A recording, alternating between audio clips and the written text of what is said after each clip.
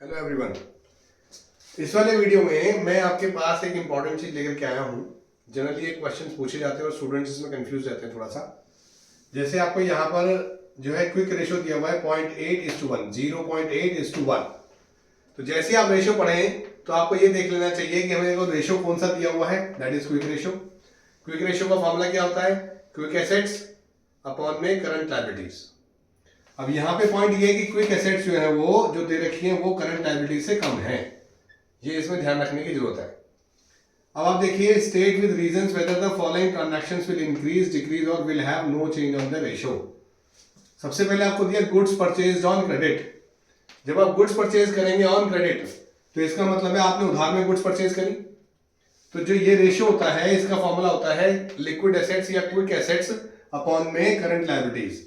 तो जब goods purchase करेंगे तो वो आपकी क्विक एसेट्स में इंक्लूड नहीं होती, लेकिन जब आपने उधार में गुड्स परचेज करी तो आपकी करंट लायबिलिटी इंक्रीज हो गई।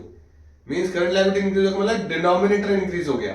तो अगर जो है किसी भी रेशियो में अगर मैंने a अपॉन बी एक रेशियो लिखा है, इसमें ये इंक्रीज हो गया, इस पे कोई फर्क नहीं आया, तो नीचे अब वैल्यू बढ़ गई जिसकी वजह से ये रेशियो डिक्रीज हो जाएगा। जब आप बढ़ी हुई वैल्यू से इसको डिवाइड करेंगे तो रेशियो डिक्रीज हो जाएगा। जैसे हम एक एग्जांपल देते हैं, मान लीजिए हमने 10/5 लिखा तो अब आएगा 2, लेकिन अब मैंने 10/10 कर दिया तो 1 आएगा, सिर्फ नीचे इंक्रीज हुआ, जिसकी वजह से रेशियो इंक्रीज हो जाएगा, ये रेशियो डिक्रीज हो जाएगा।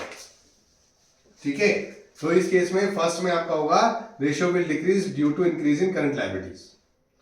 सेकेंड केस जो ज्यादा इंपॉर्टेंट है समझने वाला, जिसने बोला है आउटस्टैंडिंग एक्सपेंसेस पेड। अब आउटस्टैंडिंग एक्सपेंसेस आपने पे किए तो इसका ना यहाँ पे कैश भी कम हो गया जो कि लिक्विड एसेट्स का पार्ट है, और आपकी करंट लायबिलिटी भी कम हो गई, तो दोनों में सेम अमाउंट कम होगा। लेकिन यहां समझने की जरूरत है कि किसमें ज्यादा इंपैक्ट आ रहा है, किसमें ज्यादा इंपैक्ट आएगा। देखिए इसको समझिए ऐसे, जैसे मान लीजिए मेरे पास लिखा हुआ है 2/5 ऐसे लिखा है, मैंने ऊपर भी 1 माइनस किया और नीचे भी 1 माइनस किया। जब 2/5 लिखा हुआ था तो मैं इसे कैलकुलेट करूंगा तो कितना आएगा 0.4।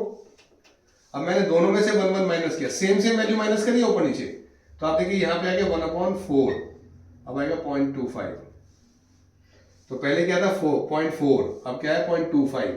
क्यों? क्योंकि ऊपर जो इंपैक्ट आया वो ज्यादा आया इन कंपैरिजन टू डिनोमिनेटर। ठीक है, ऊपर ज्यादा गिर गया एज कंपेयर टू डिनोमिनेटर। जब हमने माइनस किया तो ऊपर ज्यादा गिर गया, जैसे 2 - 1 किया तो यहां पे 1 आया, तो यहां पे ऊपर जो गिरा वो 2 में से 1 माइनस किया, मतलब 1 जो 2 का 50% है, ऊपर 50% कम हो गया। और नीचे कितना कम हुआ? नीचे 5 में से 1 माइनस हुआ, केवल 20% ही माइनस हुआ। ऊपर 50% माइनस हो गया, नीचे 20% ही माइनस हुआ, तो ज्यादा डिक्रीज न्यूमरेटर में हुआ। तो आप ये मैथमेटिकल कॉन्सेप्ट से नहीं बताएंगे, आप सिर्फ इसे बताएंगे सेम अमाउंट से आपकी liquid assets and your current liability दोनों डिक्रीज हो रहे हैं, that is why ratio will decrease. इसके बाद जो थर्ड केस है, sale of fixed assets at 20% loss. अब देखिए फिक्स्ड एसेट को आपने बेचा तो आपकी क्विक एसेट्स बढ़ गई, ये बढ़ जाएगा, न्यूमरेटर बढ़ जाएगा। लॉस से करंट लायबिलिटीज पे कोई फर्क नहीं आता और एसेट्स करंट या आपके लिक्विड एसेट्स पे भी कोई फर्क नहीं आता। तो इसलिए इसका जो है इसका जो इंपैक्ट होगा वो लिक्विड एसेट्स बढ़ने की वजह से आपका रेशियो इंप्रूव हो जाएगा या इंक्रीज हो जाएगा। इसके बाद नेक्स्ट बोला है issue of debentures at premium to vendors. जब देखिए डिवेंचर्स जो है वो वेंडर्स को हम इश्यू करते हैं, चाहे हम प्रीमियम पे इश्यू करें या एट पार इश्यू करें, ना तो हमारे क्विक एसेट्स पे कोई फर्क आता है और ना ही हमारी करंट लायबिलिटीज पे कोई इंपैक्ट आता है। तो दोनों पे ही कोई इंपैक्ट नहीं है, that is why it will have no effect या no change in the ratio.